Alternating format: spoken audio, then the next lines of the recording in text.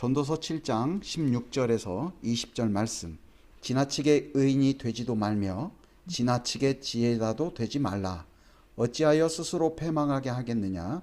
지나치게 악인이 되지도 말며 지나치게 우매한 자도 되지 말라. 어찌하여 기한 전에 죽으려고 하느냐. 너는 이것도 잡으며 저것에서도 내 손을 놓지 아니하는 것이 좋으니 하나님을 경외하는 자는 이 모든 일에서 벗어날 것임이니라. 지혜가 지혜자를 성읍 가운데 있는 10명의 권력자들보다 더 능력이 있게 하느니라. 선을 행하고 전혀 죄를 범하지 아니하는 의인은 세상에 없기 때문이로다. 아멘. 지난주에 우리는 그 한국 문화에 자리 잡은 성리학 그 핵심 사상이 천인 하빌론. 그래서 그 천인 하빌론에 의해서 이 한국의 어떤 그 집단적 무의식 속에서는 이분법적 사고를 갖고 있다고 말씀을 드렸죠. 그래서 임금과 신하, 그 다음에 남성과 여성, 그 다음에 부모와 자녀, 그 다음에 선생님과 제자. 그래서 이제 임금이나 그 다음에 선생님, 부모님, 또 남성, 이런 분들은 하늘의 뜻을 실천하는 자라는 어떤 그런 의미이고, 그 다음에 안타깝게도 그 신하, 아내, 여성, 자녀, 제자, 이런 사람들은 그 자기들의 임금과 그 다음에 남성과 그 다음에 스승과 그 다음에 남편이 하늘의 뜻을 이렇게 실천하는 자라는 것을 알고 거기에 맞춰 뭐 충성이라든지 열심이라든지 효라든지 이런 것들로 계속 보답을 하는, 그래야 그 사회가 조화로운 사회가 된다라는 그런 어떤 내용들이 강하게 자리를 잡고 있다. 그것이 우리의 신앙생활에서도 여전히 이렇게 나타나고 있다. 그래서 우리 종교개혁주의자들은 만인제사장설에서 목사든 성도든 모두가 다 하나님 앞에 1대1로 서는 것인데 그런 어떤 집단 무의식이 있다 보니 목사를 하늘의 어떤 뜻을 실천하는 자로 굉장히 높게 평가하고, 그 다음에 그 목사 위에의 어떤 교인들, 뭐 제가 교인이라고 하는 것은 성도와 좀 이렇게 구별 짓고 싶어서 교인이라고 하는데 그 중에는 이제 성도도 포함되겠죠. 교회 다니는 사람들, 이런 사람들은 그 스스로가 어떤 위치를 이렇게 간직하게 되냐면, 아하, 목사 혹은 교회의 리더들은 하늘의 뜻을 실천하는 자이다. 그리고 나는 그 사실을 알고 나름 그 교회의 리더들에게 충성하고 그 다음에 순종하는 것이 곧 어떤 이치에 적합한 아주 좋은 그런 어떤 뭐라고 해야 될까요? 삶의 자세, 영적인 자세다라는 것들을 의식 속에 받아들인다라는 거죠. 그거는 엄밀히 말하면 성경적이지는 않죠. 그래서 이제 한국 사회에서는 어떤 이야기들이 나오냐면, 아하, 뭐 우리 교회에서는 목사인 나를 위하여 목숨을 바칠 수 있는 사람들이 몇 명이나 된다, 막 이런 이야기가 돼요. 근데 그게 한국 사회에서는 허용이 되고 그 한국 사회의 목사들 사회 속에서는 그러나 참 목회를 잘하십니다, 이렇게 이제 평가를 받고, 그 다음에 그 어떤 사람들은 아무 생각 없는 사람들은 그거를 부러워하는 그런 사람들도 있는데, 문화권이 다른 독일에서 보면 그건 굉장히 우스운 내용이죠. 특히나 히틀러에 의해서 이 독일의 어떤 국민들이 한때 많은 유대인들을 학살하고 그 다음에 이웃나라 사람들을 학살하고 그 다음에 사회적인 약자들을 굉장히 아리아 인종의 우월성을 더 드높이기 위해서 이렇게 처참하게 살해했던 그런 어떤 역사적인 백그라운드를 갖고 있던 독일 사회에서는 어떤 리더라고 해서 그 리더에 대해서 아무런 생각 없이 무조건 어떤 존중을 주고 신뢰를 준다는 것들을 굉장히 위험스럽게 생각해요. 어떻게 보면 독일 사회의 지금의 그런 인식이 한국의 집단적 무의식 속에 교회 안에서 행해지는 그런 내용들과 비교해 보면 훨씬 더 건강하다라는 것들을 좀 느낄 수가 있어요. 그래서 그렇게 되다 보니 한국 사회의 그 목사들이 자칫 참 위험한 어떤 그런 내용들이 너무나도 많이 있고, 그 다음에 하나님께서 이렇게 맡겨주신 성도들의 그 믿음을 이렇게 훔쳐서 그 하나님의 복음을 알고 그 복음에 대해서 헌신하는 삶을 이야기하기보다도 그릇된 다른 길로 인도하는 경우들도 많이 있는 것들을 보게 돼요. 그런 맥락에서 보았을 때 하나님을 경외하는 자들은 역시 우리 가운데 있는 집단적 무의식 이런 부분들을 좀 분별하고 그 안에서 보다 더 지혜롭게 하나님을 이렇게 경외하는 것이 무엇인지를 잘 헤아리면서 살아가는 것이 중요하다. 그런 맥락 속에서 지난주에 특강을 했습니다. 오늘은 하나님을 경외하는 자와 그 지그문트 프로이드의 정신 구조에 관한 내용을 가지고 한번 특강을 이렇게 해보고 싶습니다. 성경은 약속이죠. 그래서 구약하면 옛날 약속, 신약하면 새로운 약속. 그래서 성경 자체는 하나의 약속이에요. 그러면 그 성경은 그 무엇을 약속했는가? 이렇게 나오는데 그 하나님께서 설명을 하시기를 세상은 바로 삼위일체 하나님께서 창조를 통해서 드러내신 것이다. 이렇게 말씀하셨고, 근데 하나님을 대신해서 이 온 세상을 이렇게 다스릴 그 인간이 자유의지를 갖고 온전히 하나님을 섬겨야 되는데 그 주신 자유의지를 오용해서 스스로 하나님처럼 되고자 해서 그 인간 사회의 세상 가운데 죄가 들어오게 되었다. 그래서 하나님께서는 그 이후 그 세상에 대한 창조주의시기 때문에 주권을 갖고 계시죠. 그 주권 속에서 이 세상을 멸하실 수도 있는데 하나님께서 이 세상을 다시 회복시키려는 뜻을 세우는 거예요. 그리고 죄로 오용된, 죄로 전적으로 타락한 그 인간을 구원하시기로 작정을 하셨어요. 그래서 그 옛날 약속인 구약과 새로운 약속인 신약, 이 모든 내용은 바로 죄인들을 구원하기 위한 하나님의 약속에 관한 내용이다라고 함축해 볼 수가 있는 거죠. 그래서 그 약속의 핵심은 바로 뭐냐면 죄인에 대한 구원, 그 죄인에 대한 구원을 이루실 예수 그리스도, 그분에 대한 내용이, 예수님에 대한 내용이 바로 구약과 신약의 핵심 내용이라는 거죠. 이거를 우리가 잘 갖고 있어야 돼요. 그렇지 않고서는 성경이 자칫 도덕적인 책이 되고 때로는 우리가 여전히 죄인 되어서 우리 안에 죄성이 있음에도 불구하고 그 있는 죄성, 본성 속에 자리 잡은 죄성, 그다음 온전히 타락한 그 죄성을 자꾸만 인간의 의지와 능력으로 제거해서 마치 인간 스스로를 구원할 것 같은 어떤 내용들이 많이 전달되고 그 다음에 소개되고 강요되는 그런 어떤 오류에 빠져버릴 수 있다는 거예요. 그러나 성경은 분명코 약속인데 그 약속은 바로 예수 그리스도에 관한 약속, 바로 죄로 인해 전적으로 타락한 인간을 하나님께서 예수 그리스도를 통해서 히브리어로는 메시아, 헬라어로는 그리스도, 그 메시아요 그리스도이신 예수님을 통해서 그 죄로 빠진 인간을 구원하시겠다라는 약속을 성경을 통해서 보여주신다라는 거예요. 이건 우리는 결코 흔들릴 수 없는 아주 핵심 중에 핵심인 거죠. 그래서 오래된 약속, 그 다음에 새로운 약속, 구약과 신약이 성경이 되는 거예요. 그래서 마리아가 임신을 하고 아이를 낳기 전에 천사가 예수님 낳거든 그 이름을 예수라 하라 했죠. 그래서 그 예수는 이는 자기 백성을 저희 죄에서 구원할 자라는 그러한 뜻을 갖고 있는 거죠. 바로 그것 역시도 죄인에 대한 구원의 뜻을 하나님께서 약속해 주셨고 그 약속을 예수 그리스도를 통해서 이루어 주신다라는 것이 성경의 바로 핵심 내용이 된다. 이렇게 이해하시면 되는 겁니다. 그러면 그 믿음을 가지고 이제 우리는 하나님을 경외하는 자로 살아가는데 앞서 말씀드렸던 것처럼 경외라는 것은 창조주 하나님에 대한 지극한 존경과 그 다음에 두려움, 그 안에 경험되어지는 공유되어지는 감정인데 기쁨과 감사와 감격, 이것이 바로 성경에서 말하는 여호와를 경외하는 것이다라고 말씀을 드렸거든요. 그러면 그 경외하기 위해서는 죄인된 자신을 알아야 돼요. 얼만큼 자기 스스로가 도저히 어떤 의지와 노력을 가지고 구원할 수 없는 존재임을 또한 그 죄로부터 벗어날 수 없는 존재라는 것을 정확하게 인지를 해야 돼요. 그리고 그랬을 때 우리는 뭐가 보여지냐면 아하, 이 세상이 그냥 이렇게 시간이 과거, 현재, 미래라는 어떤 축을 이루어서 흘러가는 그런 개념이 아니라 정말 하나님께서 어떤 뜻을 가지고 직선적으로 이루어 가시는 그런 어떤 역사이구나라는 것을 인지하게 되는 거죠.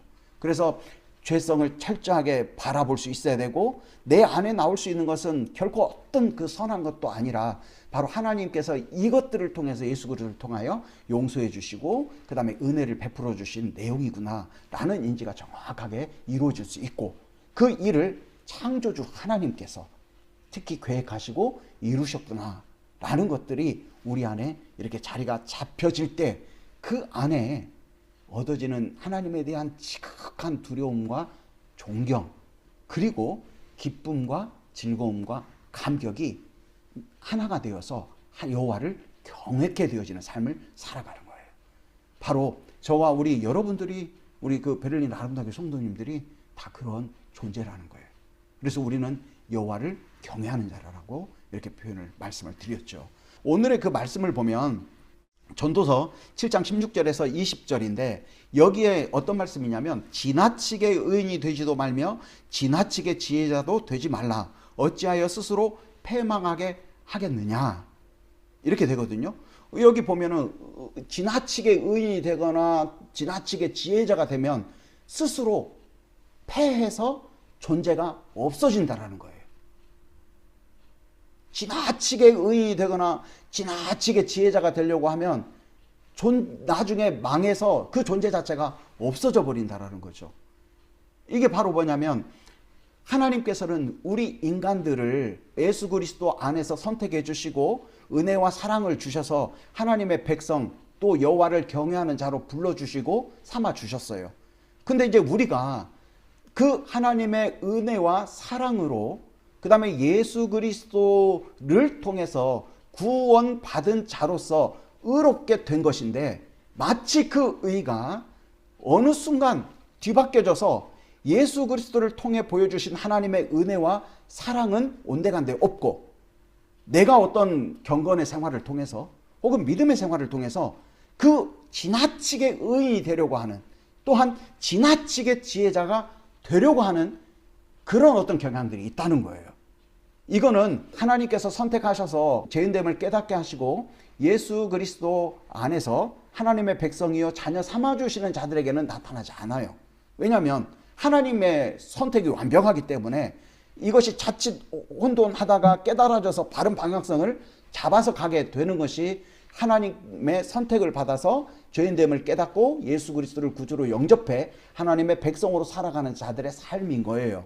근데 하나님을 믿는다고 혹은 죄인됨을 깨닫고 예수 그리스도를 구주로 영접했다고 하면서도 그 어떤 사람들은 지나치게 의인이 되려 하거나 지나치게 지혜자가 되려고 하다가 도리어 어떻게 되냐면 망해서 존재가 없어져 버리는 자가 될 수 있다라고 이 전도서에서는 경고를 하고 있는 거예요. 그 16절의 그 말씀은 의인이라는 것은 세상에 존재하지 않기 때문에, 될 수가 없는 거기 때문에 이 전도서 기자가 그걸 알고 다 쓴 거예요.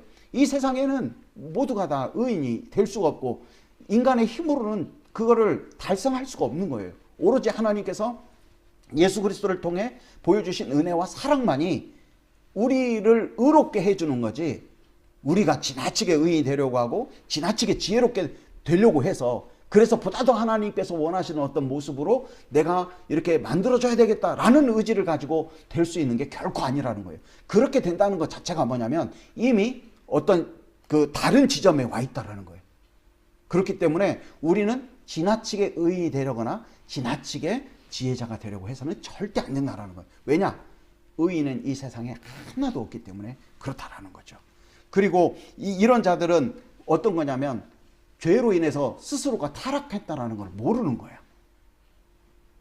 그러니까 이 여호와를 경외하는 자는 어떤 거냐면 그 창조주 하나님께서 죄인 된 나를 구원해 주셨다라는 그 속에서 그 창조주 하나님에 대한 지극한 존경과 두려움을 갖는다라고 했잖아요. 그 안에서 동일하게 그 기쁨과 감사와 감격을 누린다고 했잖아요. 그러면 그것이 여호와를 경외하는 건데 이 사람은 그것이 없다는 거예요. 그래서 스스로가 의인이 되려고 하고 스스로가 지혜롭게 되려고 하는 거예요. 왜? 스스로가 원죄로 타락했음을 발견하지 못했기 때문에. 그러니까 우리는 야 내가 정말 이 인간이라는 것이 이렇게 죄로 인해서 타락해서 이 선을 원함에도 불구하고 선이 나타나지 않는 그런 존재이구나라는 것을 정말 많이 볼 수 있어야 돼요. 보세요. 저기 예수님이 십자가에 달려 죽으시고 난 이후에 그 로마가 밀라노 칙령에 의해서 그 기독교를 국교화하기 이전까지 얼마나 많은 박해가 있었어요. 근데 그 이후에 박해가 끝났어요.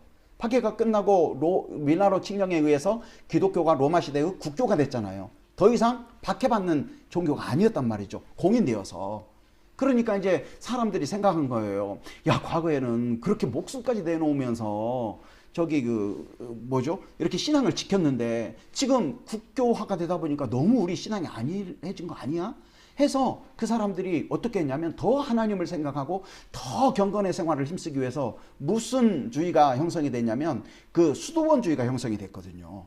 그래서 맨날 예배하고 경건에 힘쓰고 그 다음에 노동에 힘쓰고 기도하고 말 안 하고 이렇게 침묵하고 막 이런 것들을 이제 수도원이라는 어떤 고립된 지역에 들어가서 하나님만 생각하면서 그렇게 했었어요.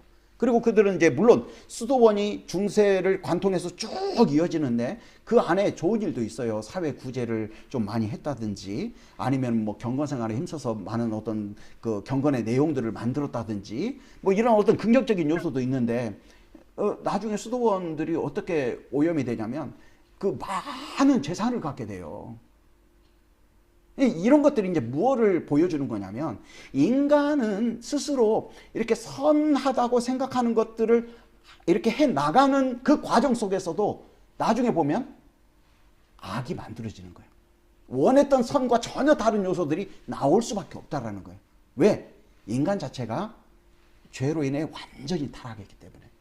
우리 역시도 마찬가지예요. 우리가 처음에 부모 자녀 간의 부부관계 혹은 가정생활 혹은 어떤 자기의 어떤 직장 이 모든 것들도 우리가 어느 정도 이렇게 선을 만들려고 하는데 그 선이 꼭 선으로 돌아오는 게 아니라 오히려 악이 되는 경우가 얼마나 많아요. 그것은 곧 왜 그러냐면 우리가 죄로 인해 타락했기 때문에 우리에게서 나올 수 있는 것은 오로지 그 원죄의 영향에 의한 죄성이다라는 것들을 철저하게 인식해야 되는 거죠. 그래야만이 그들 스스로 지나치게 의인이 된다거나 지나치게 지혜자가 되려고 하지가 않는다라는 거예요. 성경에 이 전도서 기자가 뭐라고 하냐면 그러다가는 너희들이 망해서 존재 자체도 없어져 버리는 그러한 자가 된다라는 거죠. 그리고 그 다음에 17절에 보면 지나치게 악인이 되지도 말며 지나치게 우매한 자도 되지 말라. 어찌하여 기한 전에 죽이려고 하느냐.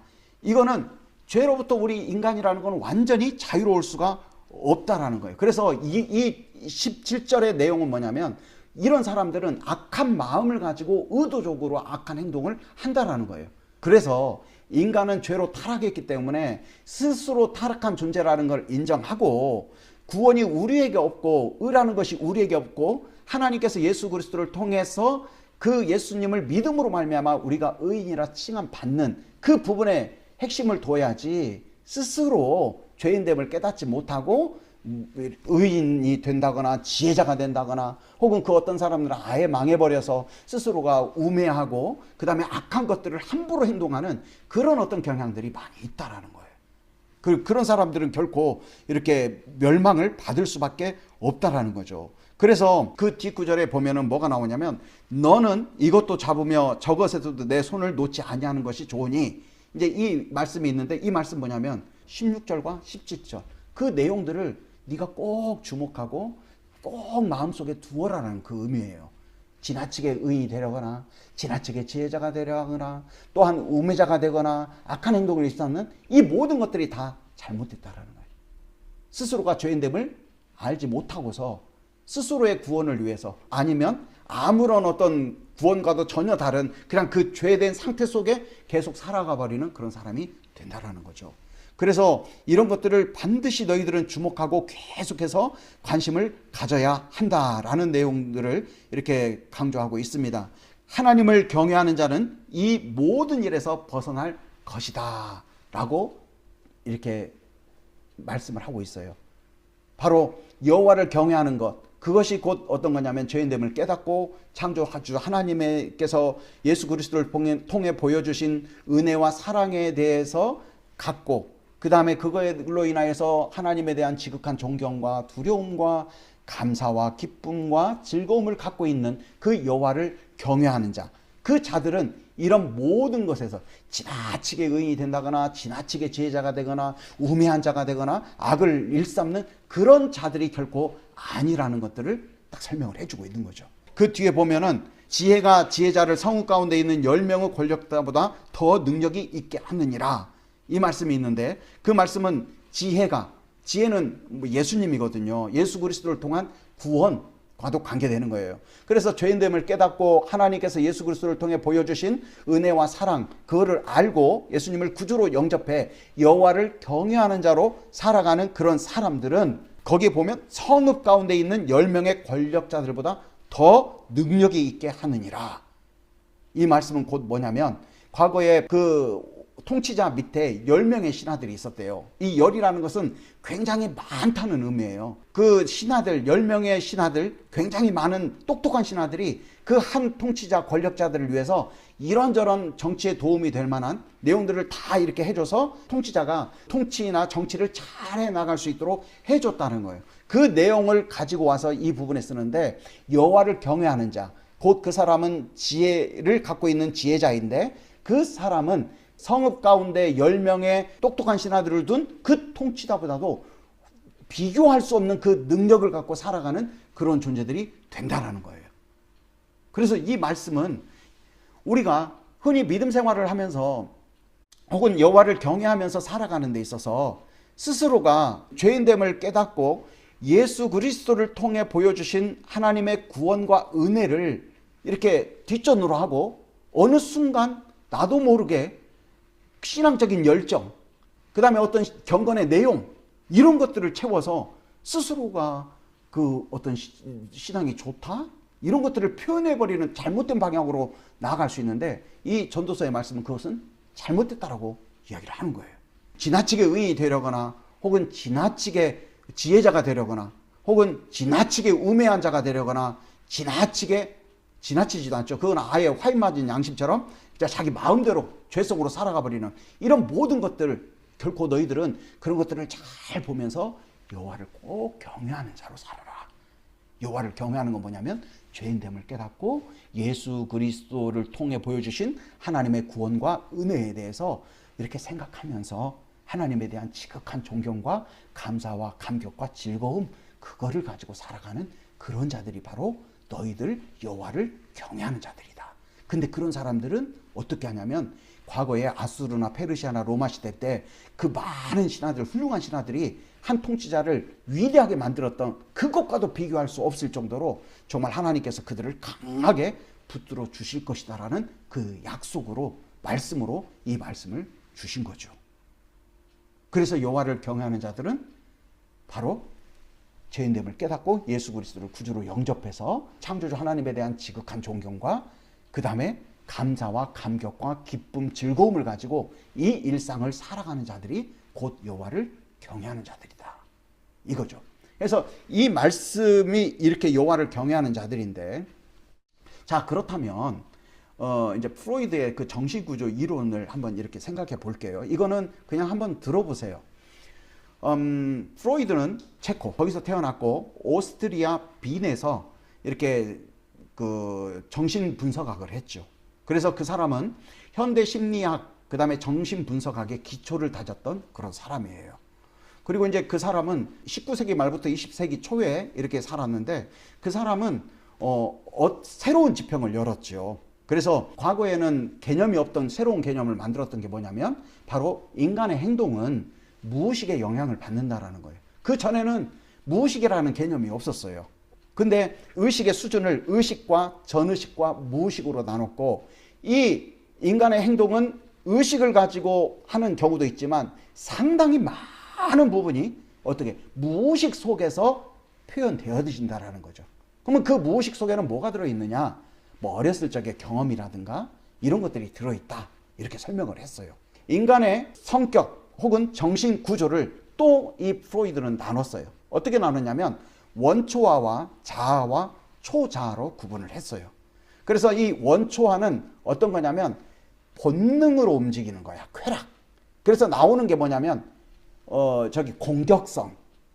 뭐 그 사람은 모든 에너지의 어떤 그 동기를 리비도 해서 성적 에너지로 표현을 했는데, 우리가 일상적으로 이렇게 생각하는 그 성적 에너지 그 이상의 의미를 포함하는 게 리비도라는 거예요. 인간의 총체적인 어떤 흘러나오는 그 에너지가 바로 이름을 붙여 성적 에너지였고, 어떤 성에 관계돼서 연관시켜서 설명을 했지만 그게 꼭 성적인 것만은 100% 아니다. 훨씬 그 범위를 넘어선다. 뭐 그런 내용인데, 아무튼 성격 구조, 정신 구조를 원초화, 그 다음에 자아, 초자아로 구분을 했고, 이 원초화는 쾌락의 원칙 해서 공격성, 막 이렇게 그런 어떤 본능적인 거, 이런 게 나오는 것이고, 그 다음에 그 초자아, 이거는 윤리와 규범과 도덕적인 거야.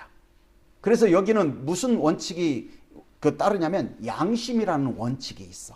그래서 이러면 안 되는데, 도둑질하면 안 되는데, 막 이런 것들 있죠. 그런 원칙에 따라 있는 자아 중에 하나가 초자아야. 그리고 그 중간에 뭐가 있냐면 자아라는 게 있어요. 이거는 현실 원칙이야. 그래서 한 인간의 어떤 정신 구조를 보면 그 원초와 공격적인 것이 나오고, 그 다음에 이 초자아, 이러면 안 돼, 남을 미워하면 안 돼, 남을 시기하면 안 돼, 질투하면 안 돼, 이제 미워하는 마음이 있고, 그렇죠? 하면 안 된다는 마음이 있어. 그러면 이 원초와의 쾌락 원칙에 따른 어떤 시기, 질투, 미움, 이런 어떤 본능적인 내용과, 그 다음에 초자, 이러면 안 돼, 나는 그럼 나쁜 놈이야 하는 이런 양심의 원칙에 따른 초자의 그 내용, 이 내용을, 이 두 가지를 누가 컨트롤을 해야 되냐면 자아가 컨트롤을 해야 돼. 그래서 자아가 컨트롤을 하면 이 사람은 문제가 없어. 일반적인 사람이야. 평범한 사람이죠. 근데 이 원초아가 너무 강한 거야. 혹은 초자아가 너무 강한 거야. 그러면 이런 사람들은 뭐냐면 신경증 내지 정신분열을 일으킨다는 사람. 뭐 프로이드의 그 이론 자체가 정신병에 이미 걸린 사람들을 대상으로 해서 그 사람들이 과연 왜 이런 문제가 발생했는가, 왜 이런 행동을 하게 되는가, 이렇게 이제 연구를 했었을 때 그 사람이 그 정신병자들을 대상으로 해서 그렇게 구분해서 설명을 했기 때문에 일반화하기는 힘들다라는 거예요. 그렇지만 우리가 이제 오늘의 그 전도서 7장의 말씀처럼 지나치게 의인이 되려는 거, 지나치게 지혜자가 되려는 거, 이거는 뭐냐면 어떻게 보면 초자아야. 그렇죠? 그 다음에 죄성대로 마음대로 살아버리고, 그 다음에 우매한 자처럼 살아버려.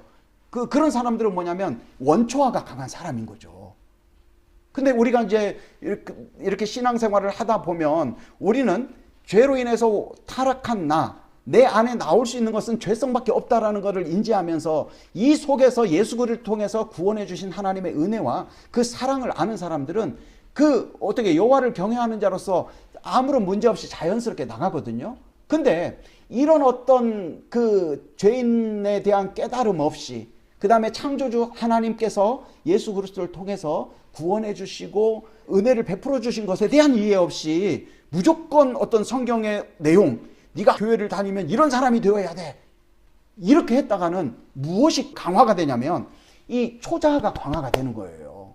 그러면 초자아가 강화가 되죠. 그러면은 우리의 죄성은 있는 거잖아요. 그러면 원초아는 계속 나오는 것이고, 그 다음에 초자아가 강화가 돼. 그러면 이 둘 사이 속에서 이 자아가 이 원초와의 어떤 본능적인 것과 초자아의 사회 윤리 도덕적인 그런 내용들을 잘 믹싱을 해서 나름 어떤 행동에 바른 것들을 이렇게 실천해 갈 수 있어야 되는데, 죄성은 나오죠, 원초와에서. 그 다음에 초자아에서 윤리 도덕은 강조되죠. 그러다 보니 이 자아가 붕괴가 되는 거예요. 그럼 어떻게 돼? 정신분열이 되고 신경증이 된다는 거예요. 물론 하나님께서 무조건적으로 선택하셔서 죄인됨을 깨닫게 하시고 예수 그리스도를 통해서 은혜와 그 사랑을, 이렇게 구원을 얻게 하시고 더불어서 하나님을 경외하는 자로 살아가는 자들에게는 관계가 없어. 그렇죠? 그러나 교회 안에서 그냥 어떤 윤리 도덕적인 것이 계속 강조가 되다 가는 그 한켠에 나타나는 정신분열과 신경증을 경험하고 있는 그 자들의 모습으로 유인시키는 내용은 될 수 있겠다라는 추정은 가능하다는 것이죠. 그렇기 때문에 이 죄인됨을 깨닫고 예수 그리스도를 통해서 은혜와 사랑을 보여주신, 구원을 보여주신 하나님의 어떤 그 뜻, 이런 것들에 대해서 교회가 강조해야 되지. 어떤 행위라든가, 그 다음에 역할이라든가, 그 다음에 이렇게 해야 너희들이 진정한 어떤 존재들이다, 이렇게 설명해 가다가는 그게 안 된다라는 거예요. 그것이 곧 프로이드가 신경증 내지 정신분열증을 경험했던 그 자들을 대상으로 해서 정신의 그 구조를 원초화와 자아와 초자아로 구분해 놨던 그 이론을 가지고 본다면 이 사회 도덕적인 그 기준이 강조됐을 때 양심의 그 원칙에 따라 죄성으로 인해 나오는, 원초에서 나오는 그 부분들을 이렇게 컨트롤하지 못해서 자아가 붕괴해 버릴 수 있다는 거예요. 물론 그렇게까지 복잡하게 어떤 사람들이 살지는 않겠죠. 그러나 이것은 스스로가 스스로에게도 맞아요. 오늘 말씀의 16절 17절 보십시오. 지나치게 의인이 되지도 말아라. 지나치게 지혜자가 되려 하지 말아라. 그러다 패망하게 된다. 또 지나치게 우매자가 되거나 아주 악행을 일삼는 그런 사람도 되지 말아라. 정말 너희들은 여호와를 경외하는 자이다. 그 내용을 보면 그렇구나. 우리 원초화에서는 죄성이 나올 수밖에 없고, 이거를 초자의 어떤 사회 윤리 도덕적인 그 기준에 의해서 그 내용들이 막 강화가 되다면 그 죄성이 나올 수밖에 없는 그 존재들이 예수 그리스도를 통해 보여주신 하나님의 은혜와 사랑, 구원에 대해서는 이렇게 모르는 그런 사람들이 자칫 잘못될 수 있다는 거죠. 그릇될 수 있다는 거예요. 이것은 본인에게도 마찬가지고 자녀에게도 마찬가지이고 그 다음에 관계성 속에서도 마찬가지예요. 그래서 이거를 최대한 그런 내용을 염두에 두고 여호와를 경외하는 자들이 그러면 어떻게 사는 것이 맞는 건가 했었을 때 하나님께서 예수 그리스도를 통해서 우리를 용서해 주시고 은혜와 사랑으로 구원해 주신 그 자유함, 그 은혜 감사, 이런 것들을 우리가 상대에게, 주변 사람들에게 흘러보내는 것이 훨씬 더 어떤 원칙이나 기준이나 어떤 내용을 막 강하게 주입시키는 것보다 훨씬 낫다라는 거예요. 그래서 여기 계시는 분들도 관계성 속에서 혹은 부모 자녀 관계성 속에서 혹시 늘 이렇게 앞으로 이제 결혼도 할 거 아니겠습니까? 그렇죠?